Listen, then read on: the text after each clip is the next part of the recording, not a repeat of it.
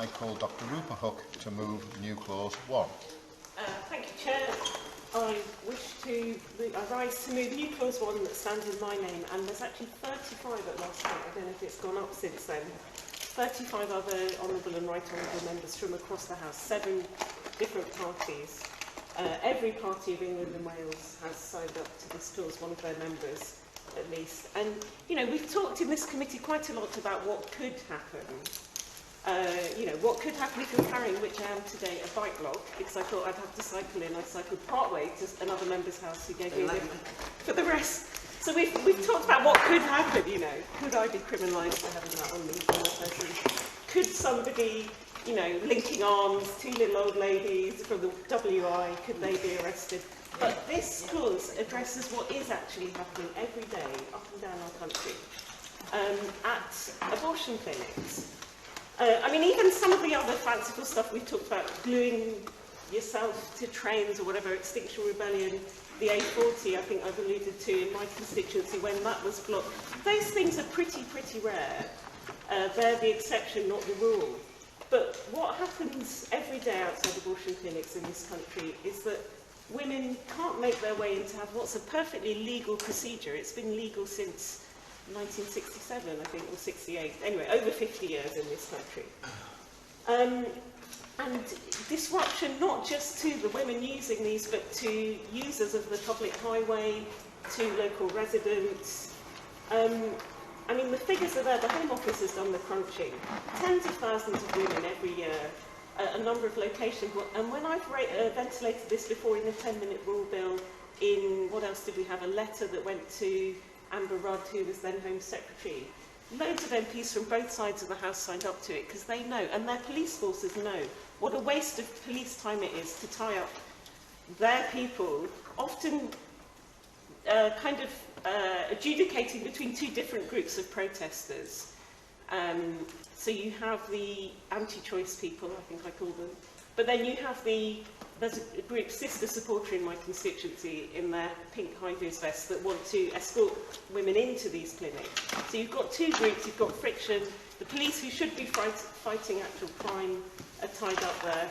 Can my honourable friend give way? Yes, certainly. I thank my honourable friend for giving way and for raising this issue again. She said something a little bit earlier on about the people outside the clinics, the impact on people going into the clinics, but then also about obstructing the pavement and passers-by and so on. Does she agree, though, that there's a difference between that? Because we've discussed in this committee that actually protests that cause inconvenience to people are legitimate, but I think there's quite a difference between that and what would amount to, I think, harassment of people that are going through quite a possibly quite a difficult life choice. Does she agree with me that there's a bit of difference in terms of the impact on people and they couldn't have their protest without being close to the clinic? Yeah, look, my honourable friend makes a really good point. And when is a protest not a protest? Because the women who are subject to this would call it harassment. And again, there's the time and place for protests. So if you want to attack legislators, you should protest here or the Department of Health. It's not in Richmond House anymore, is it? Because my office is in Richmond House. But anyway, wherever that's gone now. There are legitimate places where you could be having that protest, not to shame individual women, not to, rub their nose in it. And we've heard how these things are Facebook lived as well, they're filmed, and that's allowed for in this clause. I think the last time round, and the ministers chided me on this before, the Labour Party amendment grouped it together with anti-vax protests. There's the then Minister for Vaccinations used to do a Friday call with all of us that was very popular, and he pointed out that stuff's been done in law to stop those protests. So this is not dissimilar in a way. And also we said after the whole Sarah Everard, that horrible episode, that women should be able to go about their lawful business, to use the public highway, to walk down the street without being impeded by other people. So yes, some people would say this is a protest. The people doing the protesting, in inverted commas, would say they're doing a vigil and they're offering advice to these women. But there's a time and place, not at the clinic gates, when, as my honourable friend says, women are facing maybe the most difficult decision of their lives. They're not going into this lightly. It may be for all sorts of reasons, fatal fetal abnormality, these kind of things. And this is not unusual. In other jurisdictions, they have this type of legislation. In France, they put psychological distress. They bracket that within it as well. The amendment is actually lifted from British Columbia. There are several American states where they have this. In Australia, they have it. So, and again, I could give the example I have done before of Ealing, the first local authority, my own local authority. I'm proud that they set up a PSPO, Public Spaces Protection Order, and I've been told by ministers, well, councils can do that.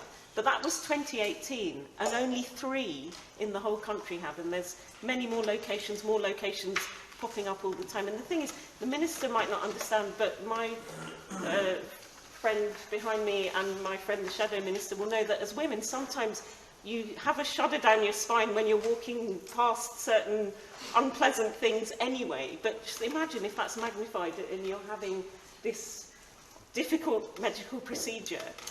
As it is, you know, women sometimes are uneasy about using the public highway. This just adds a whole dimension. They should be able to. The figures I've got here as well. Yeah, so why are other councils not doing it? Only 3 have. It's time-consuming and clunky for local authorities. They've got quite a lot on their plate at the moment. So, you know, we're lucky in Ealing, anyone using the West London Mary Stopes Clinic, and they come from all over the country to there.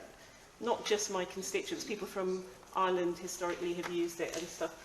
So they're lucky in Ealing that the protesters are moved, and it's 150 metres only because there's a main road boundary.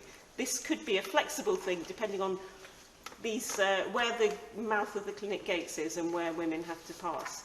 And I found, as a mother myself, you know, taking little ones, it's not just a protest, but it's gruesome images of fetuses, 3D dolls.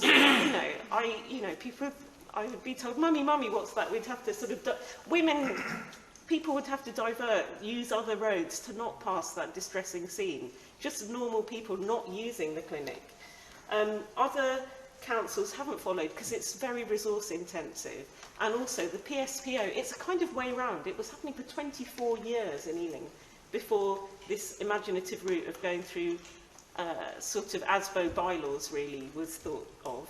It's only temporary. It's been renewed. It only lasts 3 years. There's a huge burden of evidence. And I think there is a principle of consistency before the law. So yeah, we're lucky in Ealing, but this shouldn't be about luck. And part of the principle of the rule of law is that everyone has equal protection before the law wherever they live. And yeah, it doesn't happen in every clinic, but it could happen in any clinic. And somewhere like Birmingham, I understand that there's 2 clinics, one in the north and one in the south. Sometimes the protest gang can be at the north one, sometimes at the south one. You just need to eliminate that element of uncertainty. You know, life's got enough uncertainties as it has. We're often told in this committee that, you know, there's sufficient legislation. We've said from our side, why are they doing this? Why do they want to create a new offence? There's sufficient legislation out there that these people can be stopped. This is an instance where there isn't. It's proven. And as I say, the reason why, whenever I've ventilated this before, it's been popular with members from both sides of the House, is just all of us as constituency MPs know the complaints we get in our postbags when a street becomes unusable, when police time is being tied up with this unnecessary stuff. And look, people, there may be members here, someone who I can't see in his place today, I was discussing offline about this the other day. They've got an issue about abortion. This is actually not about abortion at all. It's not about the number of weeks or any of that. It's not about being anti-abortion, pro-abortion, any of that. It's just within that, however many metres we define the zone, not to have a protest. But you can do your protest there, so it's not interfering with the right of women to walk into that clinic and have that procedure. I mean, as my honourable friend from Bristol pointed out, having an abortion is a huge decision. It's a very difficult decision. Women should be informed of pros and cons and choices. Medical professionals, counsellors, family members, all that stuff, but not in the street, in a pressurised environment in that way, in a distressing and confrontational way that's trying to bring on all these feelings of guilt and shame. And this issue is just not going away. The number of protest sites is actually growing year on year.